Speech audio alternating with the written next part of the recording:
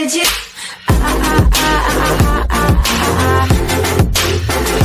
Anything you want. Why Warren Buffett would be buying precious metals again if he could. 20 years ago, Buffett backed up the truck and loaded it with silver. He'd be a buyer of again today. Here's why by S. Felder. F. E. Felder report. Warren Buffett is famous for many things, one of which is his general dislike for precious metals as an investment. But maybe you're old enough to remember when, just over 20 years ago, he backed up the truck and bought a ton of silver, over 3,000 tons, to be more precise. From the 997 Berkshire Hathaway letter to shareholders, our second non-traditional commitment is in silver. Last year, we purchased 111.2 million ounces. Mark-to-market, that position produced a pre-tax gain of $97.4 million for us in 1997.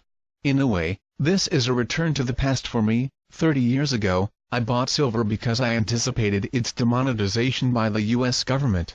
Ever since, I have followed the metal's fundamentals but not owned it. In recent years, bullion inventories have fallen materially, and last summer Charlie and I concluded that a higher price would be needed to establish equilibrium between supply and demand. Maybe you're even old enough to remember that earlier time, just about 50 years ago, when the Oracle of Omaha amassed a position in silver.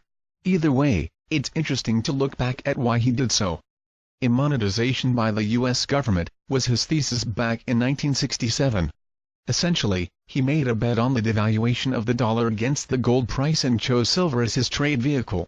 And there are some interesting parallels between then and today. The dollar is no longer convertible into gold as it was back then, but the dynamics that forced the discontinuation of this convertibility are still at work.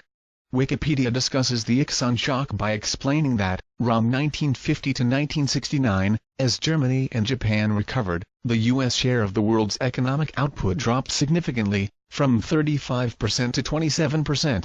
The very same situation is happening again today, only it is China taking share of the world's economic output even as the dollar remains the world's reserve currency. The story continues. Furthermore, a negative balance of payments, growing public debt incurred by the Vietnam War, and monetary inflation by the Federal Reserve caused the dollar to become increasingly overvalued in the 1960s. The negative balance of payments is far greater today even when normalized for the relative size of the economy, again thanks to our relationship with China, as is the rapidly growing pile of public debt. And if you haven't noticed the monetary inflation created by the Fed over the past decade, you must have been living under a rock. The currency component of M1 is currently growing at an annual rate of 7%, a growth rate it first hit in May of 1966. It's no longer the president's purview to demonetize the dollar. It's the markets. And I'll leave you decide whether the market should do so today based upon the aforementioned dynamics. But it's also important to look at his later thesis for buying silver. In recent years, bullion inventories have fallen materially, and last summer Charlie and I concluded that a higher price would be needed to establish equilibrium between supply and demand. Currently, we have a very similar situation in gold. As my friend, Luke Grauman, recently pointed out on Twitter, registered gold stocks are currently testing their lowest levels on record. Thus it appears that a higher price is needed to establish equilibrium between supply and demand. All in all, it looks like buying gold today fits neatly into the Warren Buffett way of investing in precious metals.